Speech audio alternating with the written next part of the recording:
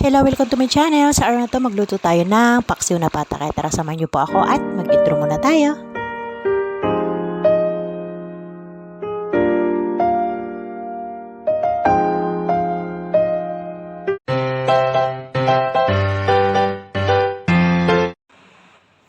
Ito po ang ating mga sangkap. So, ayan. Ito po yung ating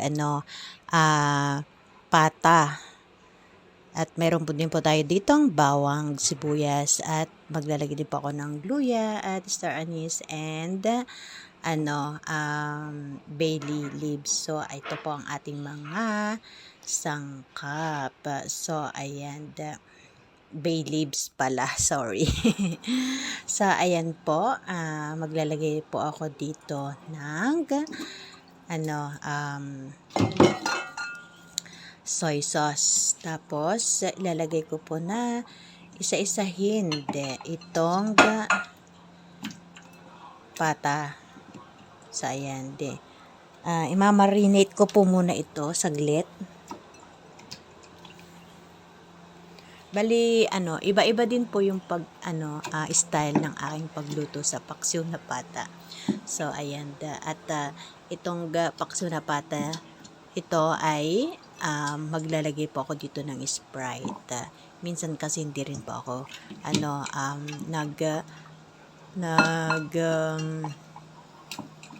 naglalagay. Tapos hindi ko rin po ito ni-marinate ng ganito. Bali dinidirekta ko na ipiniprito yung pata. Pero this time na-marinate ko po siya sa toyo. So, ayan. So, inisa-isa ko po na inikot-ikot sa soy sauce para sigurado na pahiran lahat ng pata. So, ayan.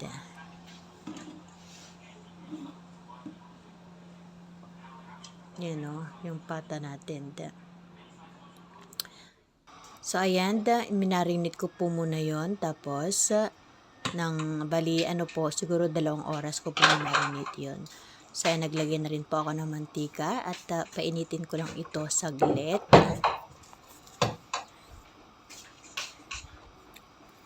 Yan. Tapos, isa-isa ko po itong ilalagay. Ayan. Yan po yung ni-marinate ko na po. Bali, tinanggal ko na rin po doon sa pinag-marinitan ko. Bali, pinatuyo ko rin po para hindi siya tatalsik-talsik dyan. Diba? Para okay lang yung talsik niya. Yan, dyan. Bali, pinatuyo ko po. Pinatulo. Yan, pinatulo ko yung yung soy sauce na dyan. So, ayan, itinabi ko po muna yung pinag-marinitan ko. At mamaya ilalagay ko din po yun kasi sayang din po, diba? Pampalasa din po yun. So, ayan po. Piprito ko lang po ito ng mabuti. Piprito ko lalo na yung balat niya hanggang sa mag-crispy po. So, ganito yung aking pagluto ng crispy pata ngayon. Ito. Tulad ng sabi ko kanina, minsan hindi ko na siya namarinate sa soy sauce. Bali, direkta ko na ng ipiniprito yung yung pata. So, bali, inano ko po kung ano po yung diferensya. Pero, medyo malasa pag ganitong luto, itong pagluto ko ngayon. Kasi, diba, nimarinate ko sa soy sauce. Kumbaga, malasa na yung karne. So, kung nakikita nyo, hindi ko naman yun tinatakpan, pero hindi po siya tumatalsik.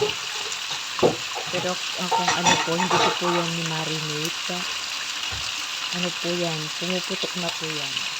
Pero, siyempre, mamaya, tatakpan ko natin para madali pong maluto.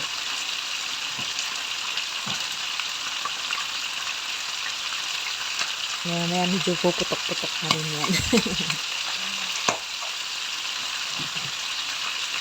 At pag pumuputok-putok na, tsaka na rin po natin takpan.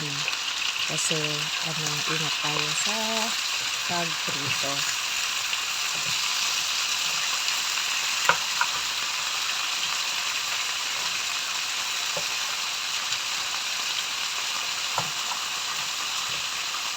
Maganda pala pag ganito na ipiprito mo siya. Tapos binabad mo siya sa soy sauce. Kung nakikita niyo, hindi siya kumbaga hindi siya nagwawala na ipiprito. Hindi gaya ng dire-direkta ko na, hindi ko na siya minamarinate. Na po yan, nagwawala na po yan, tinatakpan ko na po. Pero tignan niyo po, hindi po, siya kumbaga tahimik. Tahimik yung kanyang pagprito, no? Hindi nagwawala yung pata.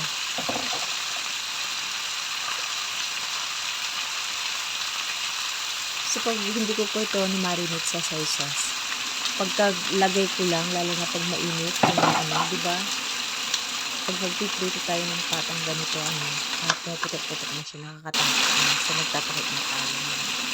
Pero ito, tignan nyo, grabe, tahimik siya. Hindi siya, pumuputok-putok.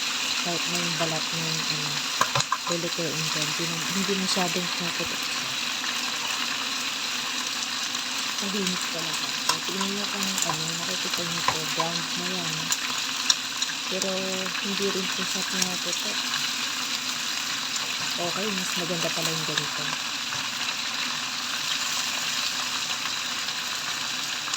Baga hindi masyadong magwawala yung pata.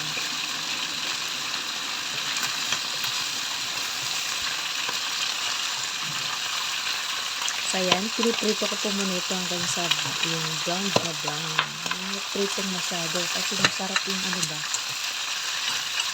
parang lechon na ba siya. Masarap nga ipaksiw yung lechong baboy dito ba. Kaya dapat ganun yung ating pagprito. Kumbaga, ipiprito na natin ito ng magluto. So, ayan, nilagyan ko na rin po ng bawang.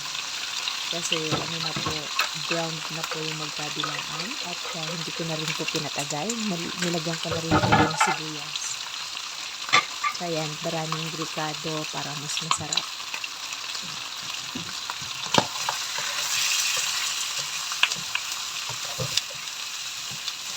Ayan po, halo-haloin lang po natin ito. Naglagay rin po ako ng star anise, tapos bay leaves. Bay leaves, sabi ko kasi kanina bay leaves. Ayan, masyadong madali. So, yan po. Halo-haloin lang ito. So, ayan, kung naririnig nyo po, tahimik yung yan, nilagyan ko na rin po ng paminta. Hindi po talaga nagwawala yung pata, yung pata, hindi tulad ng hindi ko siya binababad sa soy sauce. Puputok-putok, nakakatakot ba. So, yan po, naglagyan na po ako ng brown sugar.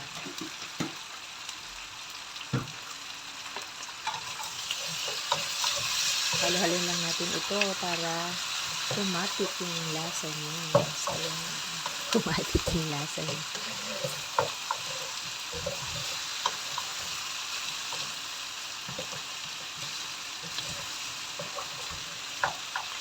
So, ayan po, medyo ginisa-gisa ko pa muna ito ng mabuti.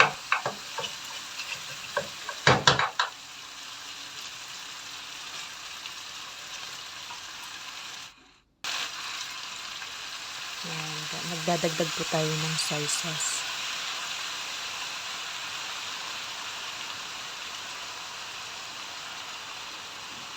Yung soy sauce ko, marami nang nilagay kasi hindi po siya maalat.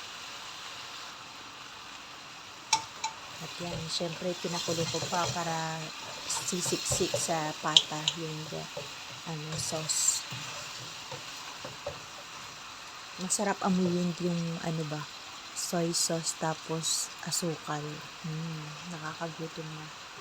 Pero syempre, susunod na natin yung ating ibang mga sangkap. Maglalagay po ako dito ng Sprite. So ayan, lalagay ko na po lahat tong Sprite.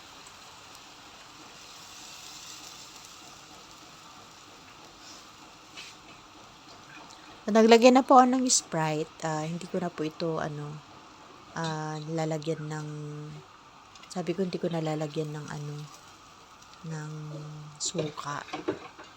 So, ayan, binanlawan ko po yung, pinagmulan na, yung Sprite. Kasi, di ba, may lasa pa yun. Sayang, di ba? Sayang. Ngayon naman, pakukuluan ito hanggang sa lumambot.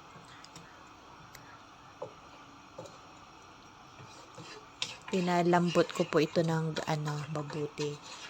Siguro, ilang oras ko itong pinalambot, isang oras at kalahati po. So, ayan. Gusto ko po kasi yung malambot na.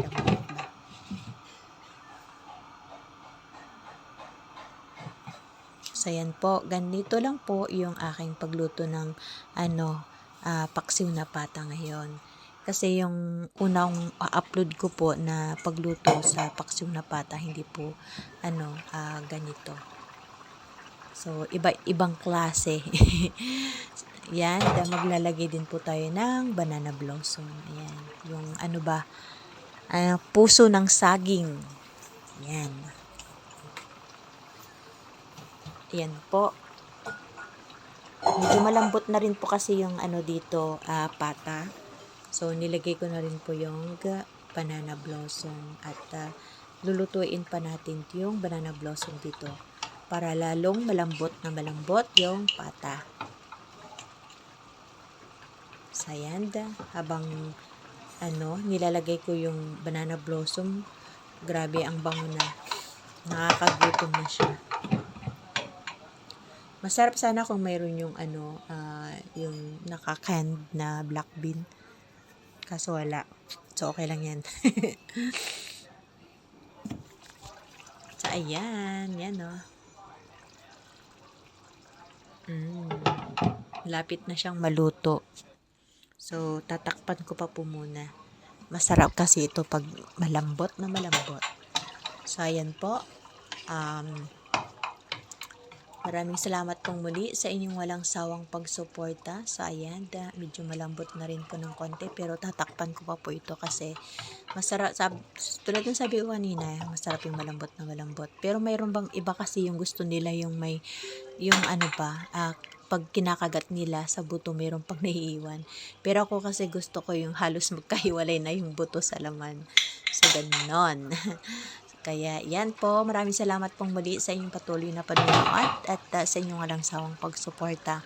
Shoutout po sa mga bagong subscribers po natin dyan. Maraming salamat pong muli sa inyong lahat. So ayan, nakakatakam na, mapaparami na naman ang ating kain nito. Wala pong diet ngayon.